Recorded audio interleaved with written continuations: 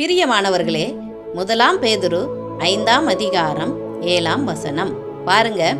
அவர் உங்களை விசாரிக்கிறவரானபடியால் உங்கள் கவலைகளை எல்லாம் அவர் மேல் வைத்து விடுங்கள் என்று பார்க்கிறோம். பிரியமானவர்களே, உங்களை விசாரிக்க யாரும் இல்லைன்னு சொல்லி நீங்க கவலைப்பட வேண்டாம். நான் தனியா இருக்கேன், என் பிள்ளைகள் என்னை விசாரிக்க மாட்டேங்கிறாங்க, நான் வியாதியா இருக்கேன், என்னை யாருமே விசாரிக்க மாட்டேங்காங்க அப்படின்னு சொல்லி நீங்க கவலைப்பட வேண்டாம். உங்களை விசாரிக்க தேவன் இருக்கிறார்.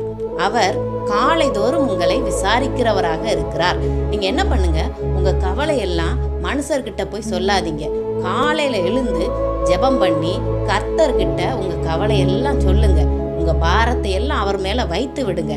அவர் உங்களை விசாரிப்பார். உங்களுக்கு என்ன தேவை என்று கேட்டு அவை எல்லாவற்றையும் உங்களுக்கு நிறைவேற்றி தருவார்.